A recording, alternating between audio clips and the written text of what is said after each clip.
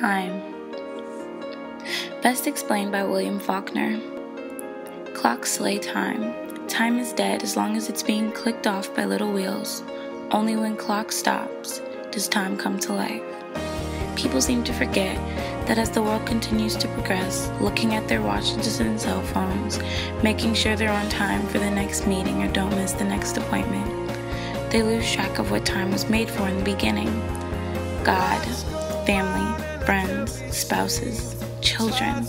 Yet today, the clock has stopped moving forward, 1 second more important than the last, but rather backward.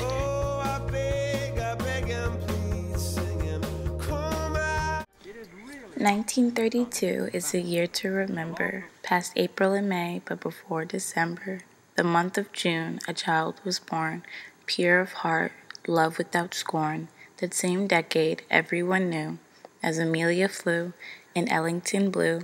Classics came to be, like Gone with the Wind, and Judy Garland sang about what was over the bend. Glenn Miller got us in the mood. Al Capone got arrested for something less than crude. The original King Kong dazzled us in black and white, while Roosevelt was elected, ending America's strife. Security. For the first time, we were told by the Munchkins of Oz to watch out for the flying monkeys, which seemed a bit odd. While these things were great, I'm proud to say the greatest event this decade was PopPop's birthday.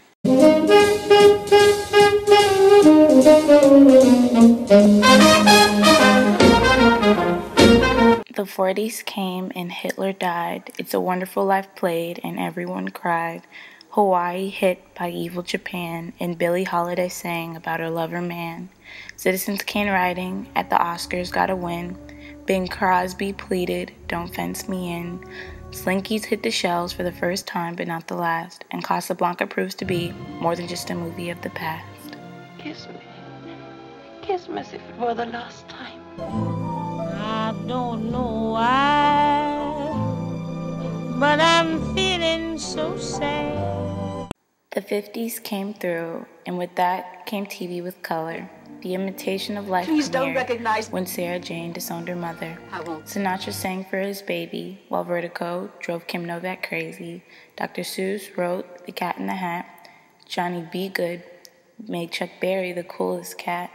And it was all about Elvis and his blue suede shoes. And then it was all about Eve talking about her blues. The Korean War started and everyone panicked, leaving out the Pacific, entering through the Atlantic. It's 2:45. There's no one in the place except you and me.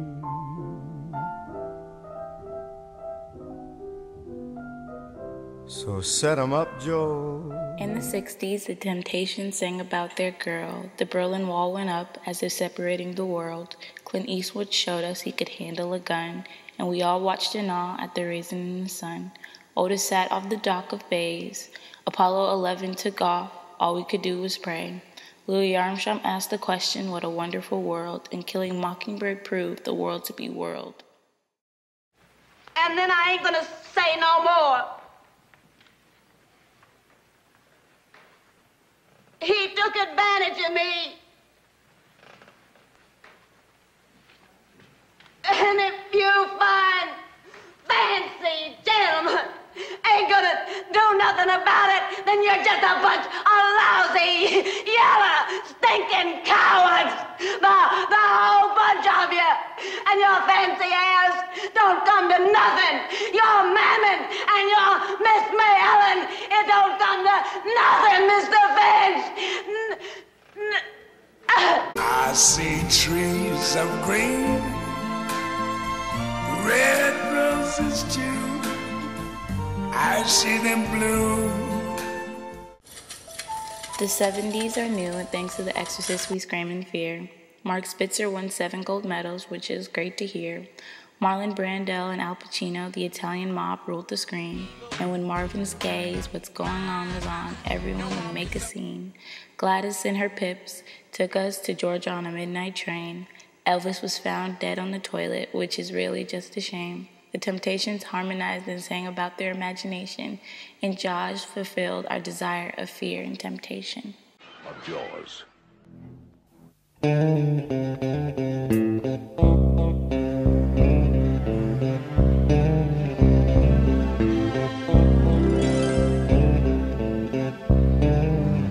decade of the 80s was great indeed. 87, the Super Bowl, was the Giants' victory. Love is a battlefield, according to Pat, and John Lennon was assassinated and won't get his life back. The elephant marriage scared us and made us grateful for our faith, and DNA was first used to put criminals in their place. 99 red balloons talked about the freezing war, and the police tried to show Roxanne she could do something more. The last emperor showed us China's past pain, and E.T. brought Drew Barrymore to her first spot in fame. Roxanne, you don't have to put on the red light. Those days are over. The 90s, Eric Clapton sang For Tears in Heaven, and Michael Jordan won basketball titles, one short of 7. Al Pacino plots The Woman's Scent. Killing Me Softly by the Fugees recognized as a main event. Bernard Harris Jr., first black man in space. Bill Clinton in trouble, left the evidence on her face.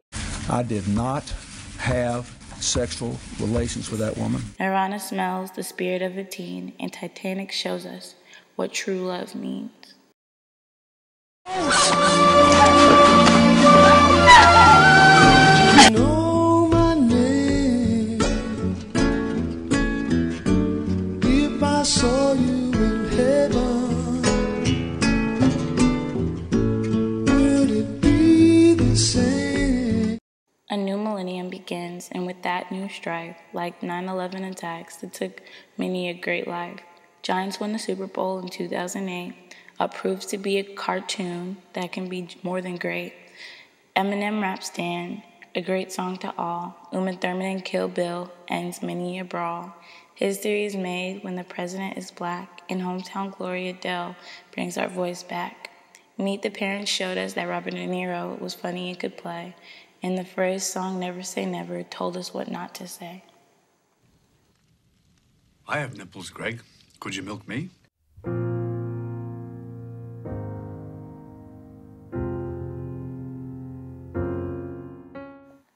Life is an interesting thing. We learn, we live, we love. We cry, we try, we believe. We pray, always hoping that tomorrow will be better than today. 2,522,620,797 seconds Horace Ross is spent on this earth, learning something, whether it is to walk or to fix a house, living up to his full potential, seeing native animals of Africa in their natural home environment, or feeling the warm Mediterranean Sea between his toes, loving everyone and having the actions to mark the love, crying for something lost or for something gained, trying, which at the end of the day is all we can ask for, believing someone, because a dream is the foundation of true success. Without belief, there is no dream. He has heard 42,158,792 minutes worth of memorable laughter, the kind that puts a smile on your face, the kind of laughter that uncontrollably brings tears to your eyes, almost blinding you as the clear crystals build up between your lower eyelids and allows the person's smile to shine through forever. He has wiped 700,728 hours worth of tears from the eyes of someone he loved. And with his kind heart, he has tried to mend whatever was broken within them. With his selfless actions and sensitive words, he was a shelter, the umbrella for the cold, hard pains of the world that in most of our lives hits us right in our faces unknowingly, like standing outside while it rains on a completely sunny day. 29,197 days he spent staring out into the world, learning something new, consciously or unconsciously, teaching us all a lesson that someone at some point taught him. Those days he spent getting a chance to learn it all, see it all, be it all. 171 weeks of life he spent on this earth not in vain, because Horace Ross is it all and will be it all. At some point in his 960 months of life, he has raised 4 daughters, very different in their ways, thoughts, and actions, yet biologically united by blood and emotionally always connected through the unconditional love shared for their father. 80 years, he has had 5 grandchildren, and he has taught the secrets of life, the kind that only can be kept between them. 9 decades. 9 complete decades. Pop-Pop has proved to be more than an extraordinary person, man, father, grandfather, friend. And we all wait in anticipation of what he can do in the years, months, weeks, days, hours, minutes, seconds to come. Time has returned, but please don't forget that nothing's more important than time well spent. Happy birthday, Pop-Pop. We all love you.